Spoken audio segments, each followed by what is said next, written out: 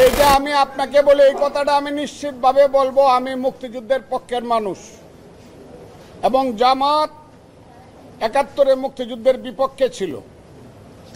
৫ই আগস্ট ঘটার পরে আমি খুব সুস্পষ্টভাবে বলেছি, জামাত যদি সঠিক পথে চলে, ৫৪ বছর আগের কথা বাদ দিয়ে যদি তারা বাংলাদেশের মানুষের কাছে যদি বলে যে আমাদের পূর্বপুরুষরা যা করে গেছে সেগুলো আমরা সব ভুলে গেছি, আমরা নতুনভাবে আমরা রাজনীতি করব, এমন তারা যদি শরিয়া রাজনীতি করে তাতেও আমার সেলিউট।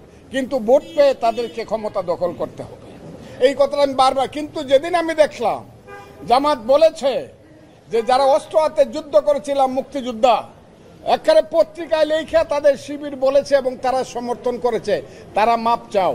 এবং যেদিন জামাত বলেছে যে ৭১ সনের মুক্তিযুদ্ধ ছিল ভাইয়ে ভাইয়ে গন্ডগোল এবং এইটা একটা চক্রান্তকারী দেশ এই গন্ডগোলটা লাগাইছে, সেই দিন থেকে আমি মুক্তিযোদ্ধা হিসাবে আমার পবিত্র দায়িত্ব মনে করছি জামাতের এই মুক্তিযুদ্ধ বিরোধী কথার বিরুদ্ধে নীতিকে অবস্থানে নেওয়া।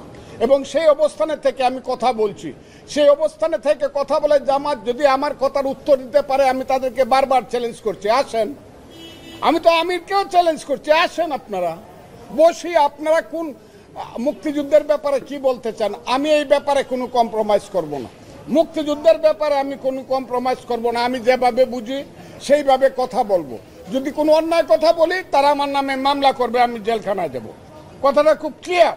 কিন্তু মুক্তিযুদ্ধের ব্যাপারে আমি কোনো কম্প্রোমাইজ বা আমি কোনো আপোষ করব না। কোনো ভাইরাল হয় নাই, এটা ইউটিউবে অনেক কিছু করা যায়, কথাটা বুঝেন।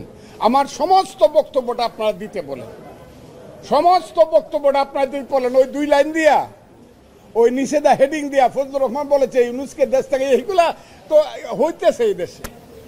এই বক্তব্যটা আমার টোটাল বক্তব্য কোথায় কখন দিয়েছি বলেন।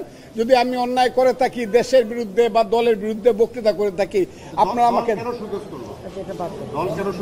এইটা আমি দলকে উত্তর দেব, এখন দিব না, এখন আমি দলের আমি উত্তর। ইয়েস, আমার বক্তব্যটা সামনে আইন আপনারা বাজান। যদি আমার কোনো ভুল হয়ে থাকে, কেউ হয়ে থাকে, আমাকে বুঝাইতে পারে যে এখানে আপনি ভুল কইছেন, তাহলে আমি সঙ্গে সঙ্গে হাত জোর করে মাপ চাই।